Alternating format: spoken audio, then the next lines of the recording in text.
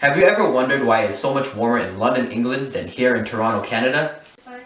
With similar latitudes, these two cities should be of similar climates. However, in the month of March of this year, London had an average temperature of 9 degrees Celsius, whilst Toronto had an average temperature of 1.5 degrees Celsius. Hi, my name is Ravin, and today we're talking about the thermohaline circulation.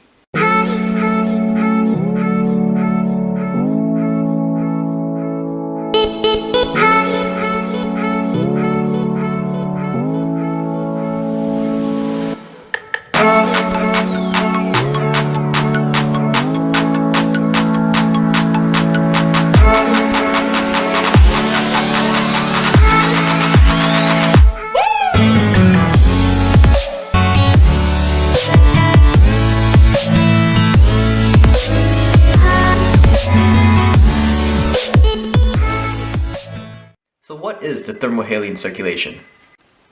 Well, the word is made up of two parts. The first being thermo, referring to temperature, and the second being haline, referring to salinity. The thermohaline circulation, or Great Ocean Conveyor Belt, is driven by differences in salinity and temperature. The thermohaline circulation is a slow-acting global process where deep-sea water is replaced with surface waters. It moves huge quantities of water around the world, transporting heat energy during this process. In the polar region, colder surface water becomes salty due to the evaporation of surface water and sea ice formation. This causes the cold surface water to become dense and sink.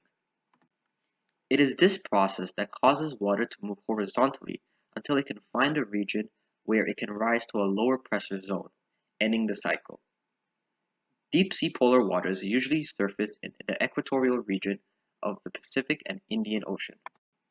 Generally, warmer surface waters from the tropics move poleward, creating the moderate northern climates of Iceland and coastal Europe. At the same time, dense polar waters sink and travel towards the tropical regions. So getting back to my first question, why is the average temperature of London higher than the average temperature of Toronto, even though they receive about the same amount of solar radiation? The answer has to do with heat energy transportation by the thermohaline circulation from equatorial regions to northern latitudes. Ocean currents are mainly driven by wind patterns. For example, only 20% of the Gulf Stream's motion can be attributed to the thermohaline circulation pattern, as it is mainly influenced by winds.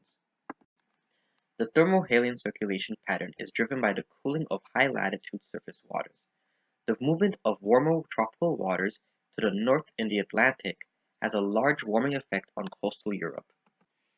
The northern Atlantic Ocean is about 5 Kelvin higher in temperature than the northern Pacific Ocean. Models show that without the current pattern of the thermohaline circulation current, much of North and Western Europe would be about 10 Kelvin lower in average temperature. Clearly, the thermohaline circulation has a large impact on regional and global climate. However, our world is currently going through a rapid state of change as anthropogenic greenhouse gas emissions insulate the Earth's atmosphere, resulting in higher global temperatures. As a result, the polar ice caps have been melting at a rapid rate, resulting in higher sea levels.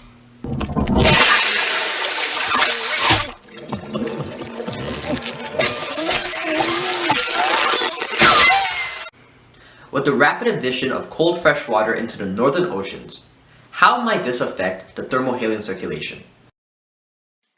Oceans play a major role in mitigating the greenhouse effect, as they absorb roughly a quarter of all carbon dioxide emissions. Increased atmospheric carbon dioxide could stall ocean currents that are essential to maintaining global temperatures and therefore accelerating global warming. Climate scientist Stefan Rahmstorf estimated through model projections that with the current increase of carbon dioxide, the thermohaline circulation pathway could decrease by 20 to 50%.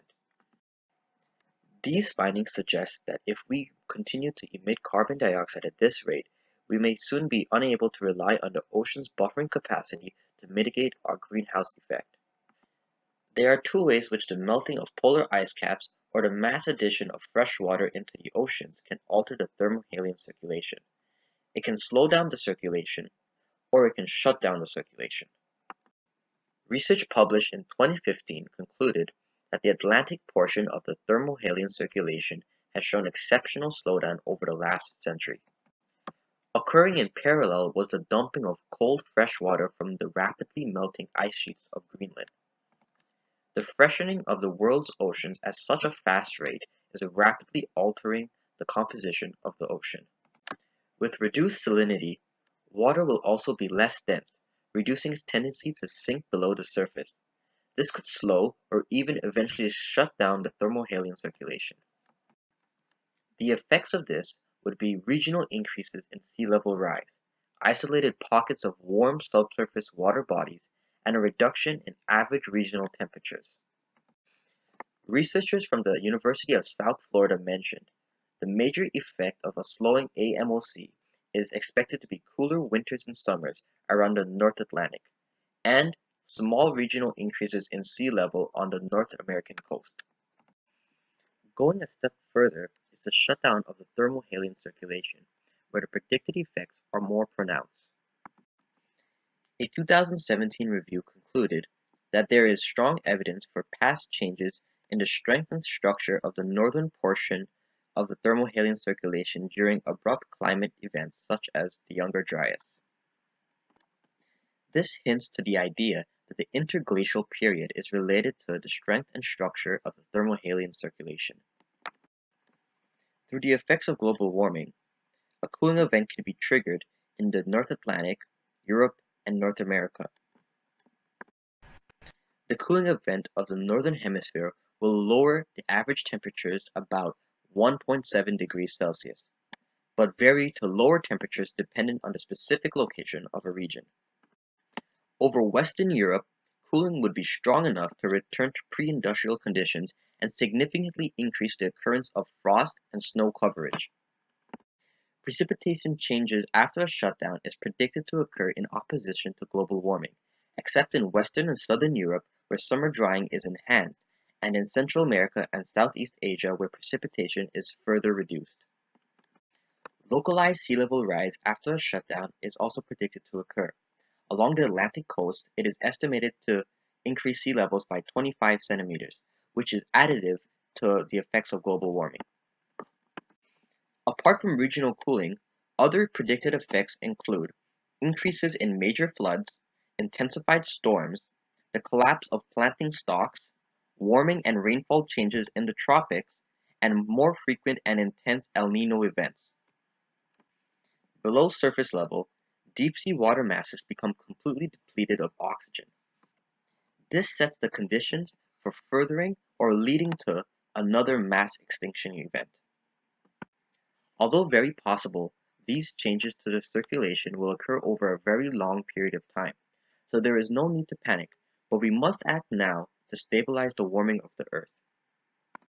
In summary, the ocean is the largest source of oxygen and the largest carbon sink on Earth.